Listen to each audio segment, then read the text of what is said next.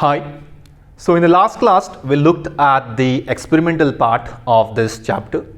So in today's class, we'll study some basic properties of these electric charges. Now let's see the first property, that is the additive nature of electric charges. Now suppose if you have a polythene bag, let this be a polythene bag,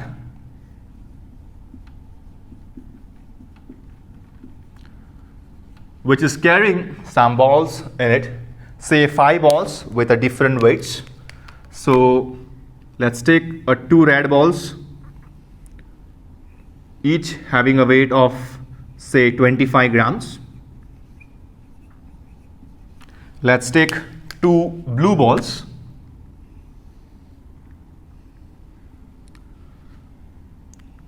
each carrying a weight of say 20 grams, and 1 black ball,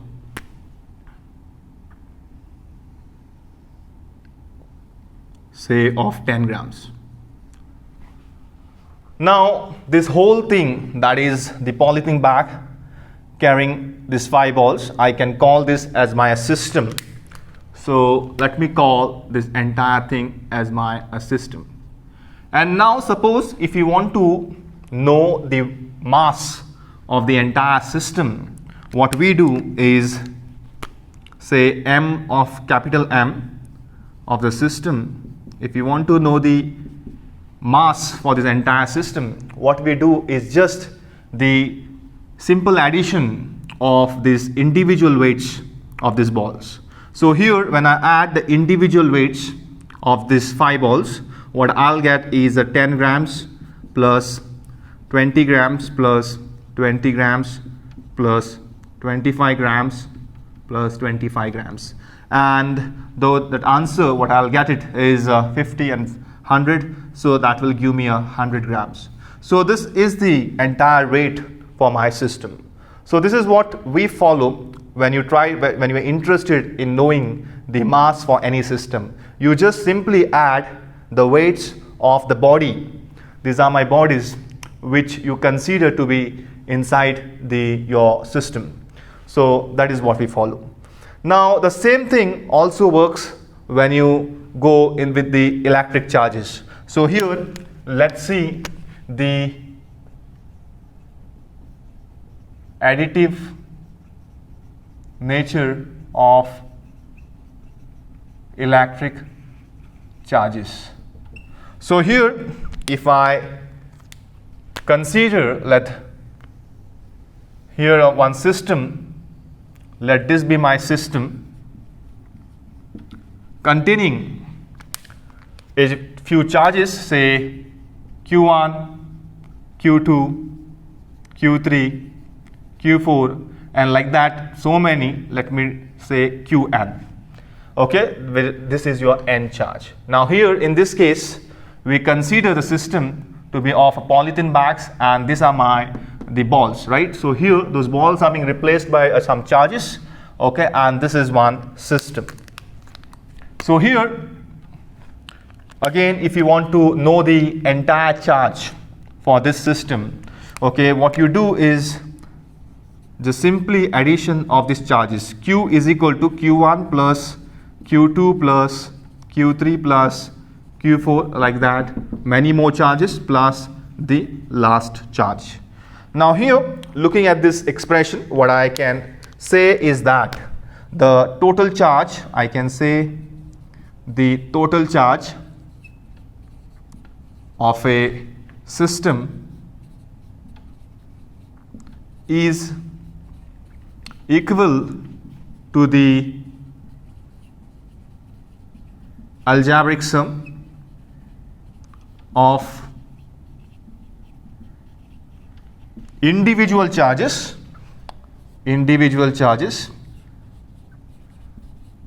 located, I can say located at different points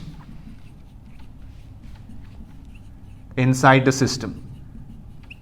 inside the system. So it's just the addition of all the charges which are located inside this system.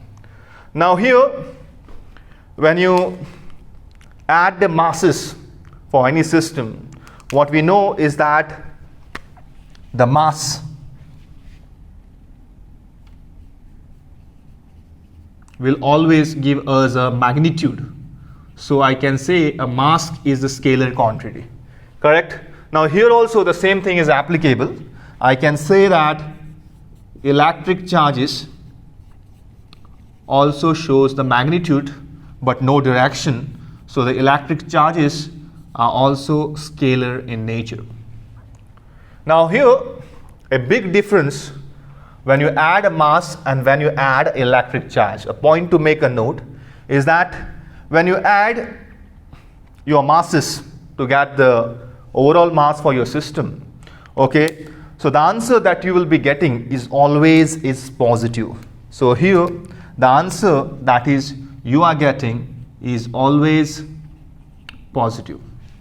But it cannot be minus 100 gram or minus 5 grams, right? Has to be always positive. Now, when you talk about the charges, what we know is that there are two kinds of charges. One is your positive and the negative charge, right? So here, the electric charge, the total charge, what we are talking about, this total charge can be positive or negative. So let me say the total charge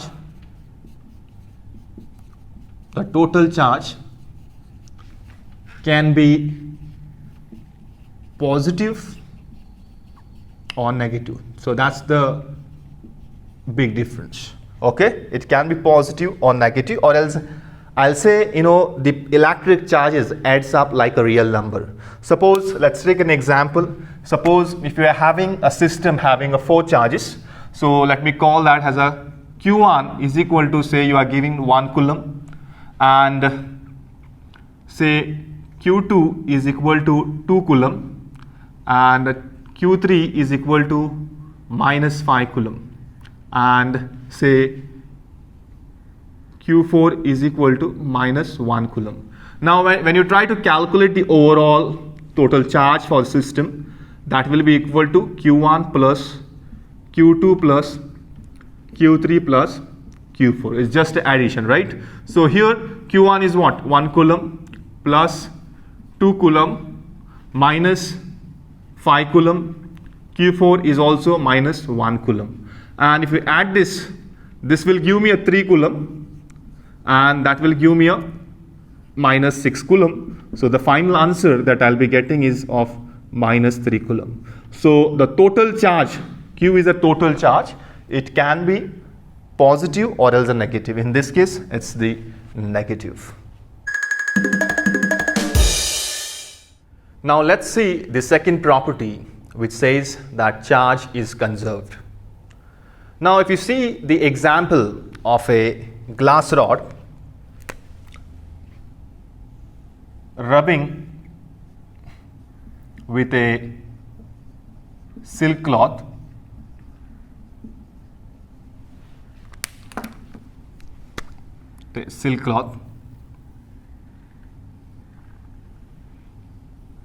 so this is my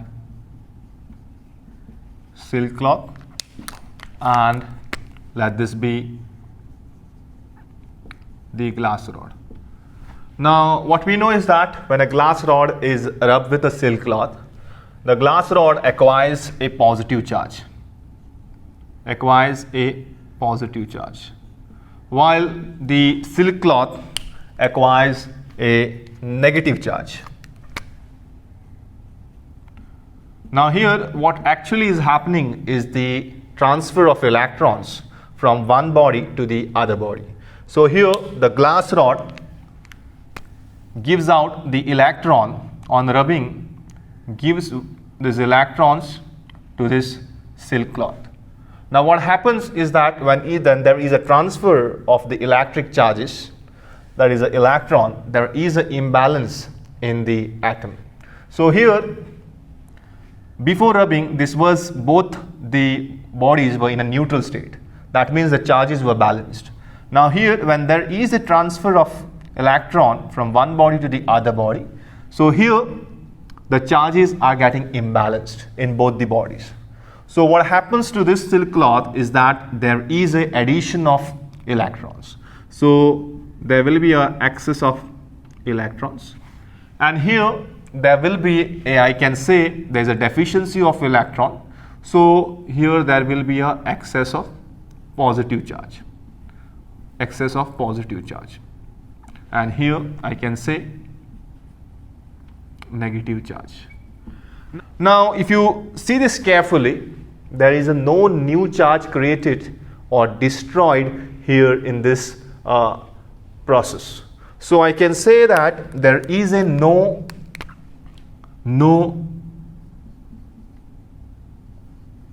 new charge is created or destroyed in this process. So it's just one body is gaining the electric charge and the other body is losing the electric charge. So that is what we can say. So here I can make a statement that I can say that the electric charges,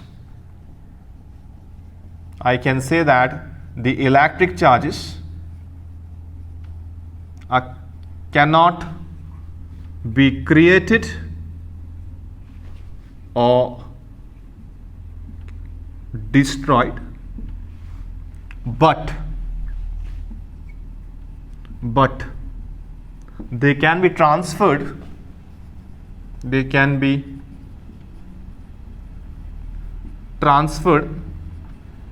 from one body to the other body. So that's the first point in this. So here the charges are conserved. Now if you take, so here I can say, I can call this glass rod as my one charged body and the silk cloth as my another charged body. So if I represent this as my say Q1, so let me call, when you rub it, so this will become my Q1, and let me call this as my Q2. This is your another charged body.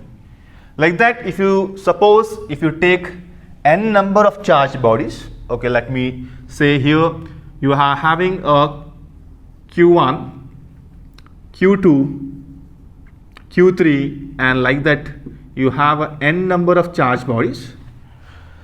And if you put the same charged bodies in an isolated system, let's put them in an isolated system. Let's put a one boundary. So here, this is my isolated system. Now, what is meant by isolation is that a very good example is the thermoflask bottles, which maintains the temperature of the liquid that you put in for a long time. So what actually is happening is that when you put a water or else a liquid, say any liquid, in the thermoflask bottles, what it actually does is that, suppose this is your bottle, let's say this is your new thermoflask bottle. So what happens is that you're having a liquid in this is your liquid. Now this liquid, I can call that, it's been isolated. Now what is the isolation is that it will not allow the exchange of heat or else the matter which is there inside this bottle with the surrounding. So this is your surrounding. So here, this is your surrounding. And this is the bottle. So what it means by isolation is that it will not allow the exchange of heat or else the matter from this bottle with the surrounding. So that is why when you touch the outer surface of the bottle, okay, you will not feel the heat on the surface of this bottle. So here also it's the same thing, is that these charges are being put up in the isolated system, which means is that no matter can come into the system or else no matter from the system can leave out the system. okay, by crossing this boundary. So these are my boundaries.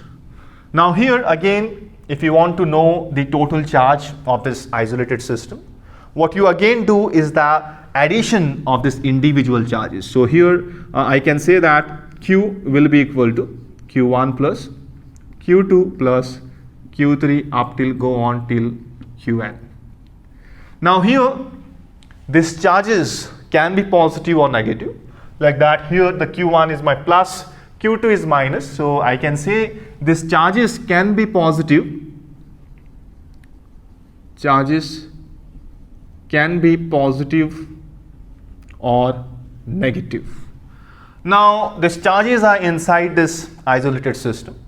So when the charges interact with each other, they might get redistributed. Let's say for example, let's say once again the Q1, let's say 1 coulomb, Q2 is equal to 2 coulomb, Q3 is equal to minus 2 coulomb, and Q4 is equal to say minus 1 coulomb.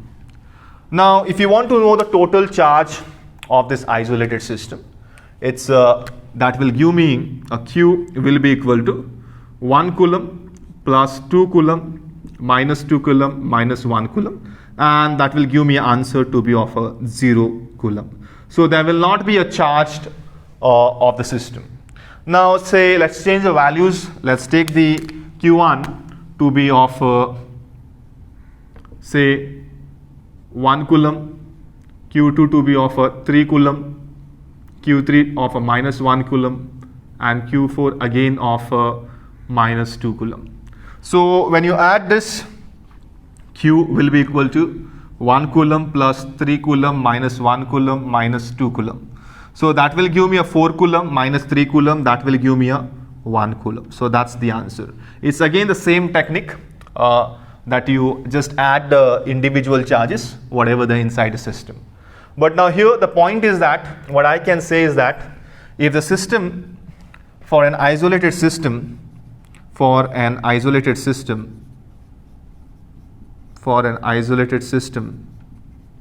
the charge is conserved. The charge is conserved.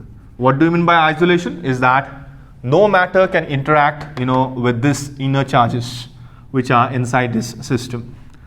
Now suppose if you are not talking about a system, okay, if you are not talking about an isolated system. Now let me take the same example, rubbing of a glass rod with a silk cloth. If you rub this glass rod with the silk cloth and if you keep them apart, okay, for a short duration of a time, and afterwards if you try to bring them back, what you see is that you don't find any kind of attraction of this charged body, either with themselves or with some other light bodies. So what actually happens is that, when you separate them for a long time, the charges which are being stored on both the bodies are lost in the atmosphere.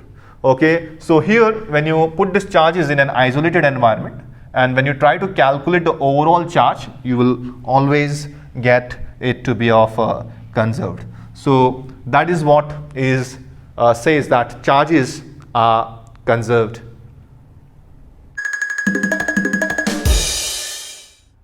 Now let's see the third property, that is the quantization of a charge. Now before seeing the property, let's try to understand the word quantization first.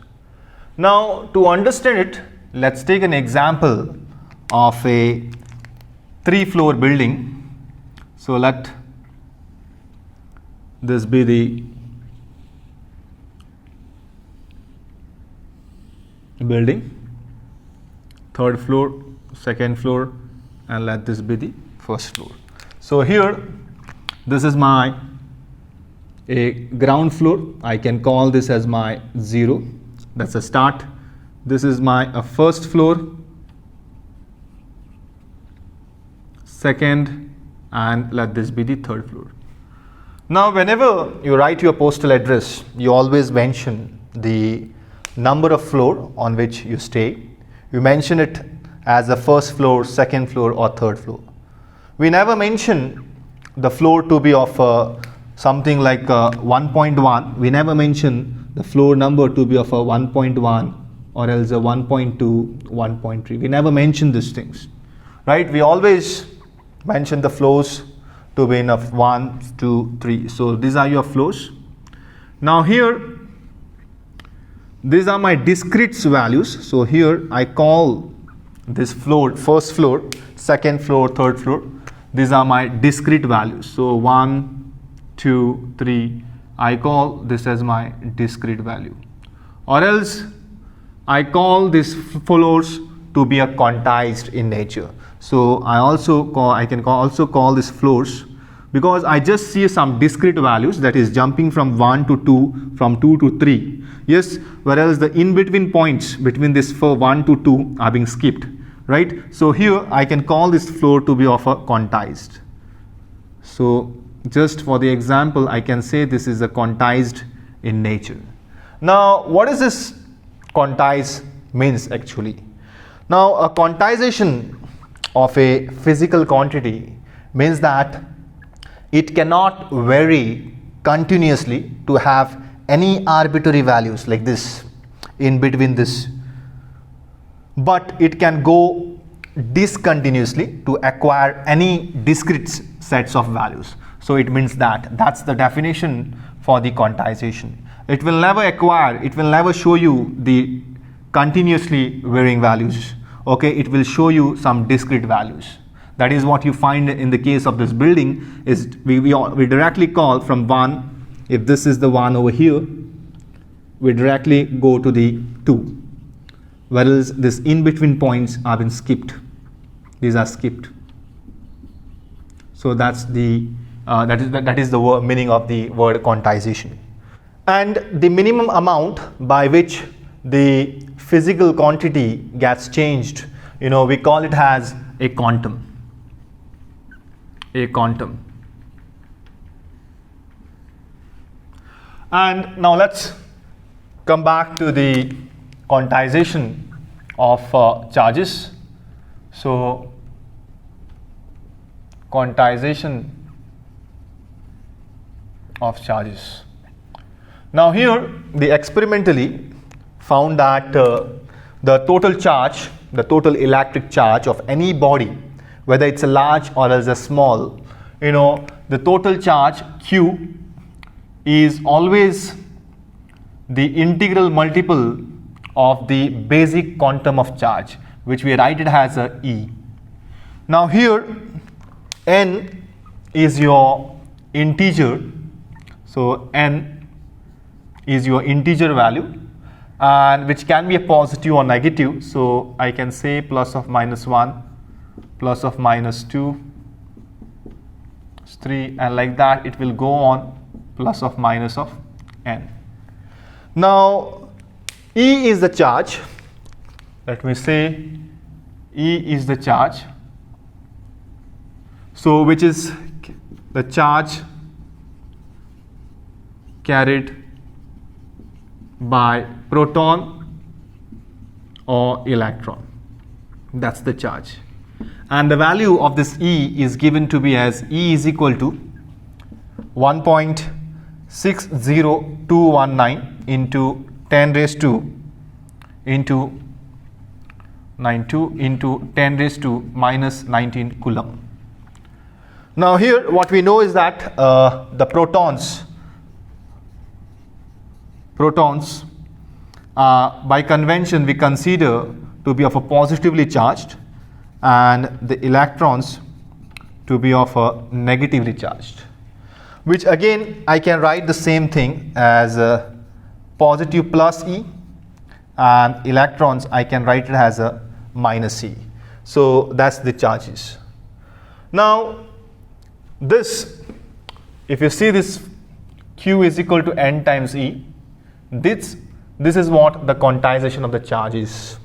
Okay, now here this quantization of the charge was initially suggested by Faraday through his experiment on the laws of electrolysis, but later it was demonstrated by the Milken through his Milken's oil drop experiments. And the value that you see for the charge, electric charge, which is coming to be of 1.60 2192 into 10 raised to minus 19 coulomb was found from that Milken's oil drop experiment. Now here C is your coulomb. So let me write this as a CO coulomb, which in short we write it as just a C. We will see this, what is this coulomb, in the later part. Now if I want to prove this, the quantization of the charge, okay, let me take a one body. So let's say a body or else any matter. Now when we talk about a matter is made up of n number of atoms. Now here inside this, each of this atom we have a protons and the electrons. So let me call that, let n1 be the number of electrons, and let me call n2 be the number of protons. Now if you want to calculate the total charge of this matter, how we calculate is what I can write it as n1 that into the charge carried by this electron, what I know is a minus E, plus I am going to add the charge that is carried by the proton, so that Q is equal to n times E. So here n2 is my number of protons times the electric charge, which is just E. So that will give me an overall net charge of this matter Q. Now here I can say that this n2 I can get it this side, correct? n2 times the E minus I can say n1 times the E. Now here E and E are common, I can write n2 minus n1 times the electric charge. Now if you see this, this is the equation to calculate a total charge for this matter. Now here what we know is that the number of protons and number of electrons are in an integer form, right? n1 and n2 are here in the integer form. I can say both of this are in an integer form. So the difference of this n2 minus n1 will also give me some integer value. So again I can say that the charge is nothing but n times E, where n is your integer value. So again the total charge of this matter is just an integral multiple of E, where here the E is the step in which you can increase this total charge, increase or decreasing of this total charge. Now here when we talk it about a 1 coulomb is actually a very big number. If we try to calculate, okay, the number of, let's take the same here, let's try to calculate. We have Q is equal to n times the E, and one charge, let's take it one charge to be of the total charge to be of a 1 coulomb. So when I take this one charge to be of a 1 coulomb, in that case, and if suppose if I'm interested in calculating the number of electric charges, so what I can do is just simply divide by E. So E is what? E is my 1.6. If I divide this by 1.602192 into 10 raised to minus 19 coulomb, in that case, what answer? So here is equal to n. So if you divide this 1 coulomb by this number, what you will get is almost 6 into 10 raised to 18 electric charges. So that's big it is. And if you considering that this 1 coulomb is of say for minus 1 coulomb, if you're talking about a minus 1 coulomb, I can say that this n, what you will find is that 6 into 10 raised to 18 electrons. When you talk about a minus 1 coulomb, what you will find the number of electric charges. Here in this case it's electrons. Okay, what you will get is such a big number, 6 into 10 raised to 18. But in electrostatics, okay, we rarely see such a big number of electric charges. So we most of the time we deal it with the microcoulomb or a millicoulomb. So most of the time we will see the microcoulomb or millicoulomb, which is equal to 10 raised to minus 6 coulomb or else 10 raised to minus 3 coulomb. Now even if you talk it about a microcoulomb, say 10 raised to minus 6 microcoulomb, and if you try to divide this, let's say 10 raised to minus 6 coulomb divided by 1.602192 into 10 raised to minus 19 coulomb, and if you try to calculate the number of electric charges, what you will be getting is almost the n that you will be getting is 6.24 into 10 raised to some 12 approximately I'm writing, so such a big answer. So which is again still, if you compare it, the 1 microcoulomb with this 1 coulomb, it's again you are getting the answer to be in the factor of 10 raised to 12. So but still when you compare this number of electric charges with this, the charge of an charge, it's still a big number. Now if you see this, the total charge is equal to n times the E. Now what it also says is that the total charge can be increased or decreased in a step size of E. So what it means is that if you're having a Q1, you can write it as a 1 times the E, Q2 twice the E, Q3 whatever the n is. So you can increase or decrease the charges in a step size of E, where E is your same number, which is 1.602192 into 10 raised to minus 19 coulomb. But when you see a macroscopic, when you see any matter at the macroscopic level, what we are dealing with the very enormous number of electric charges. You can see if you take an example of 10 microcoulomb, this 10 microcoulomb, what answer we got, where n is your charge, electric number of electric charges. So here it's a very big number if you compare it with this charge, which is a small e, is equal to this number, right? So here this small n is a very large number. So what I can say is that the fact that the total charge can be increased or decreased in terms of E, when you deal with the macroscopic level, is not visible. So I can say this fact, at the macroscopic level, okay, is not visible. Okay, what you will see is that it's a continuous.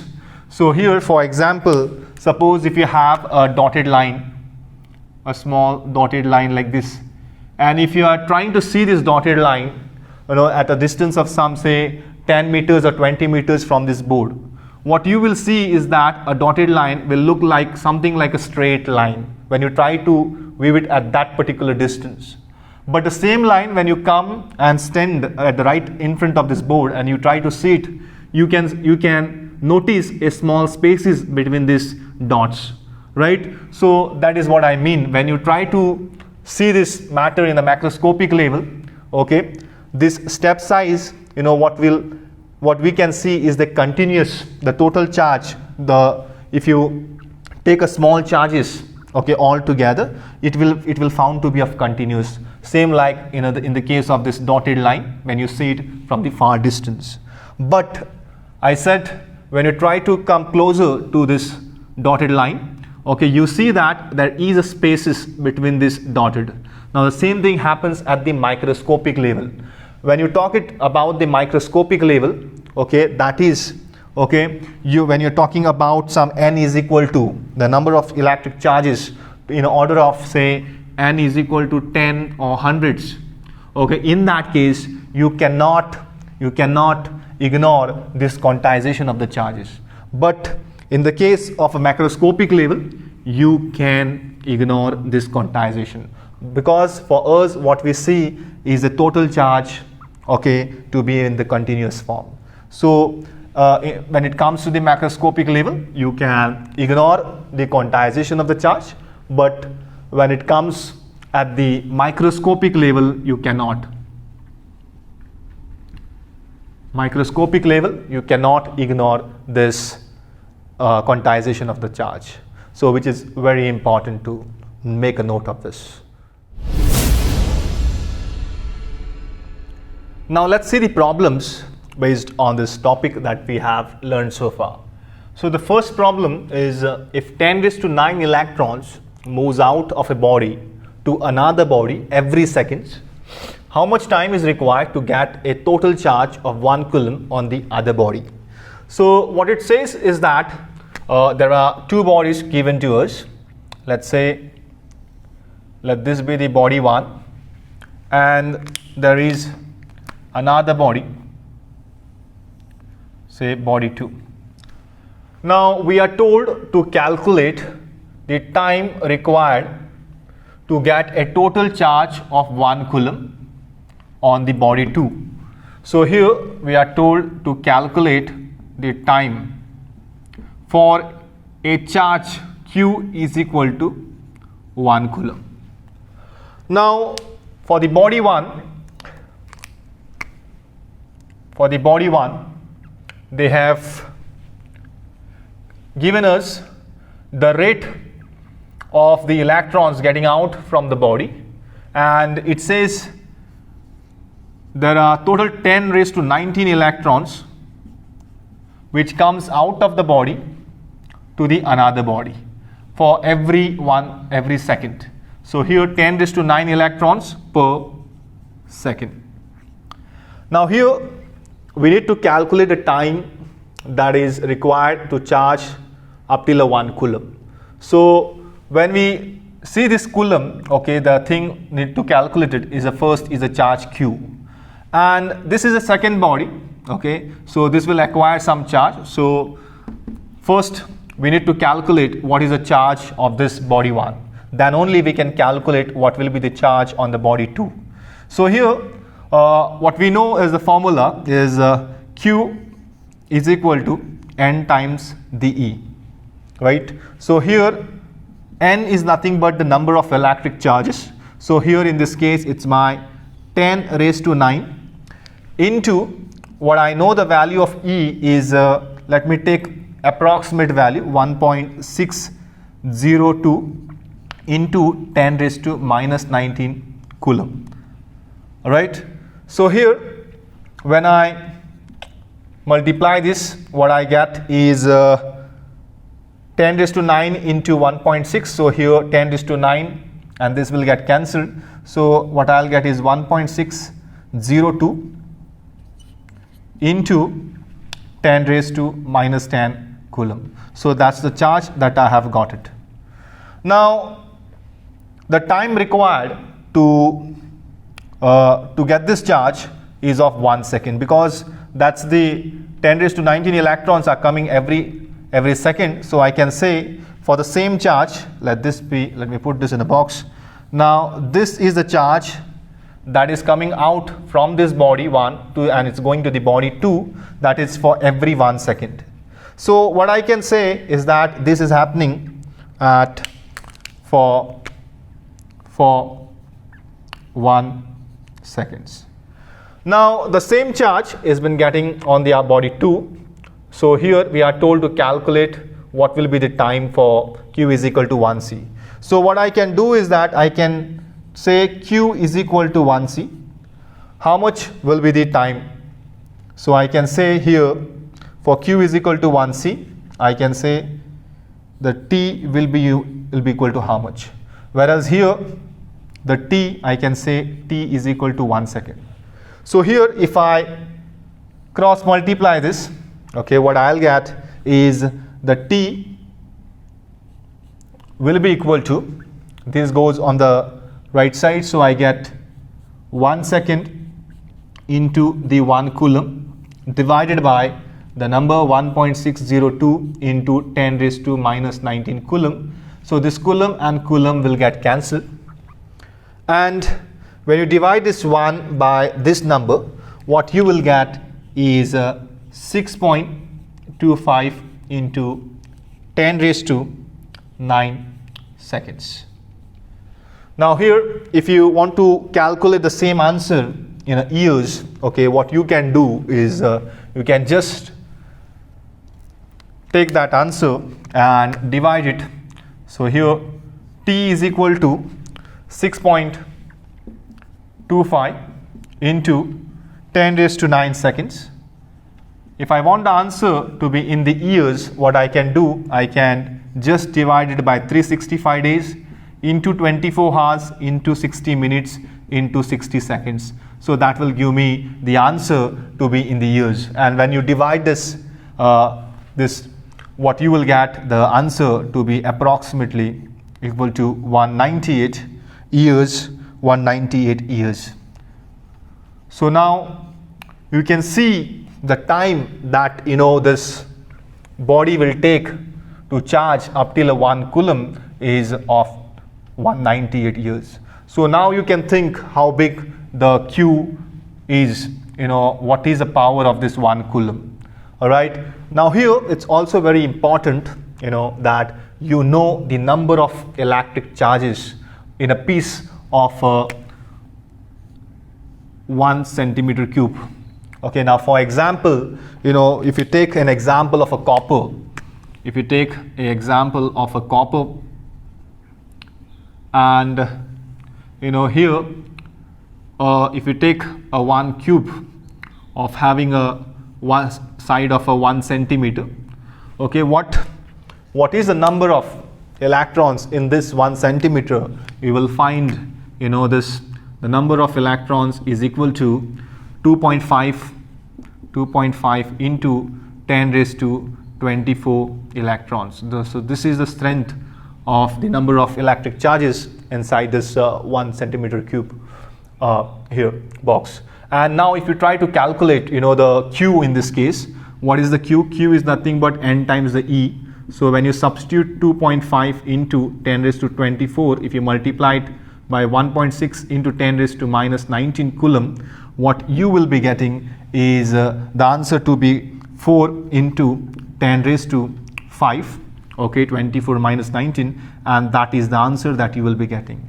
So here this answer, if you substitute back, okay, if you try to calculate the time taken, if you just transferring the electrons from the copper to this body 2, in that case, again, after just doing the cross multiplication, what I'll get is T is equal to 1 second into 1 coulomb divided by 4 into 10 raised to 5 coulombs. So here coulomb gets cancelled, and when you divide this 1 by 4, what you will be getting is 2.5 into 10 raised to minus 6.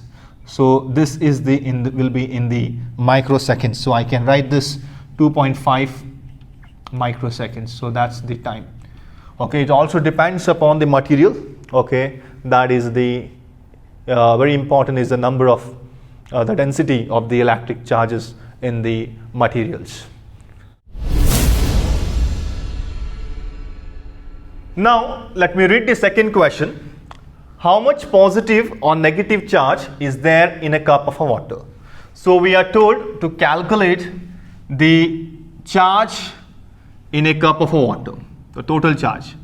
And what we know is the formula for this is Q is equal to N times E, where E value I know. So here to get the total charge in a cup of water, we are interested in the number of electric charges. Now here I don't see any numericals given in the question. So here what I can do is that let me assume, so here I'll be assuming a cup of water, say this is my H2O. I'll assume this H2O to be of 250 grams. I'll assume this to be of 250 grams. Now here, when you see this H2O, so I find there is a 2 hydrogen atom. So here let me take the hydrogen, okay, 2 hydrogen atom, plus you see a 1 oxygen. Now if you know their atomic masses, the atomic mass of a H is what, 1.01 grams. So again same for the other atom, plus the oxygen has got an atomic mass of 16 grams. Now here when you add this, what I'll get, their molecular mass. So here what I'll be getting is the molecular mass is equal to 18 grams. So I have got their molecular mass. This is my molecule. H2O is my molecule. So molecular mass is equal to 18 grams. Now if you want to know the number of molecules, okay, present in this 18 grams, what I can do is write it this as, if you want to know the number of molecules in 18 grams of water will be equal to the Avogadro's number, so which is 6.02 into 10 raised to 23. So this is my Avogadro's number. This is my Avogadro's number. So this is the number of molecules that will be present in this 18 grams of water. Now here I assume this to be of a 250 grams.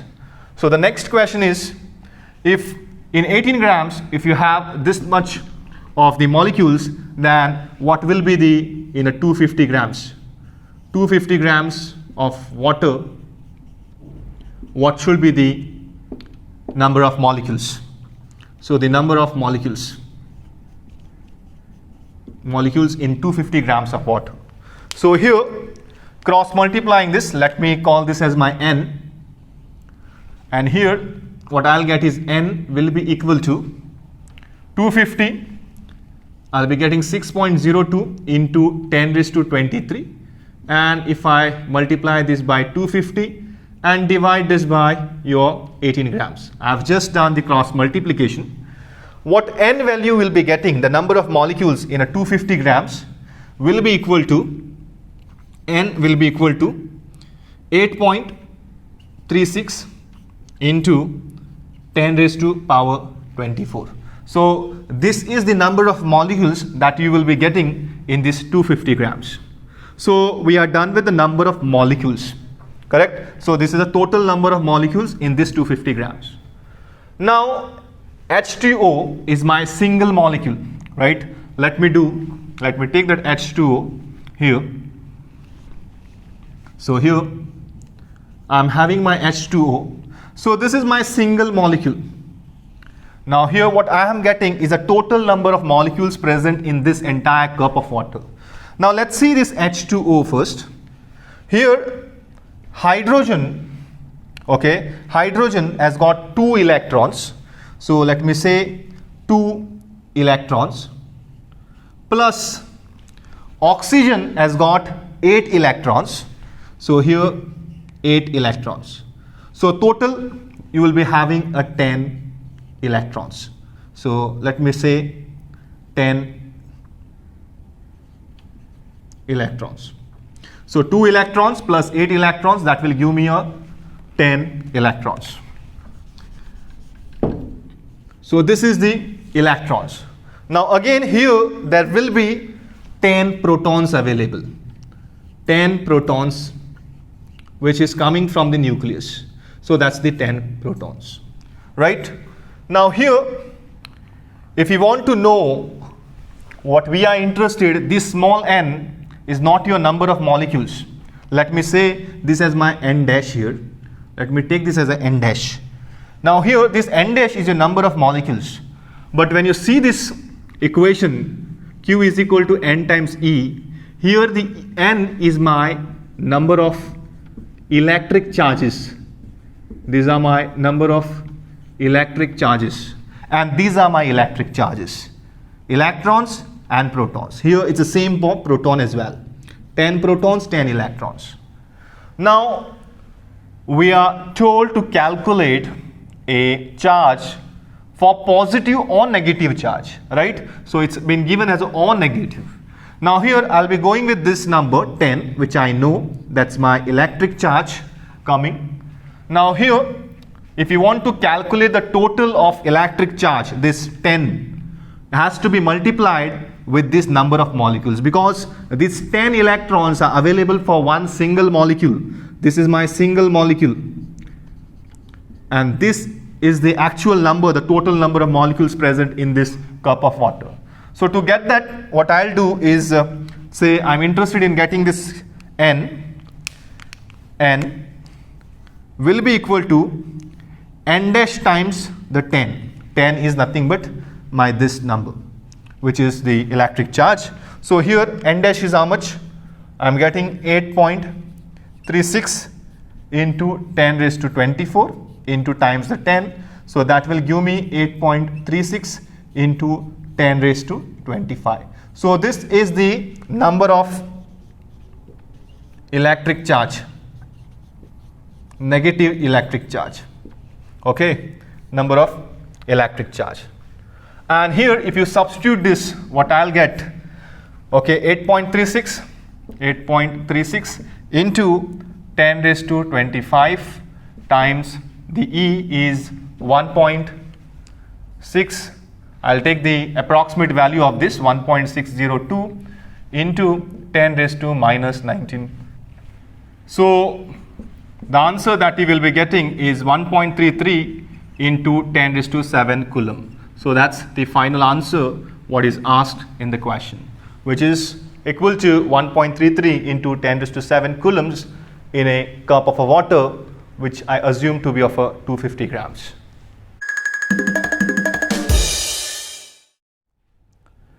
Now, what you take home today from this session is that if you have a system consisting of n charges which are located at different points inside a system, and if you want to know the total charge of the system, what we do is just the addition of all the charges, and that will give you the net charge. Now here, the net charge can be positive or negative. The second property that says that charges cannot be created nor destroyed, but they can be transferred from one body to the other body. And a second point from this property, it also says that when you are working with an isolated system, and if you try to calculate the total charge of that isolated system, it will be always conserved, or else it will be always a constant. The third property says that the total electric charge of any body is just an integral multiple of some basic quantum charge, which is Q is equal to n times the E. But here, when you deal with the macroscopic level, you can ignore the quantization of the electric charge. But when you go at the microscopic level, you have to consider the quantization of electric charges. So these are the few points that you have to remember from this session. Thank you very much.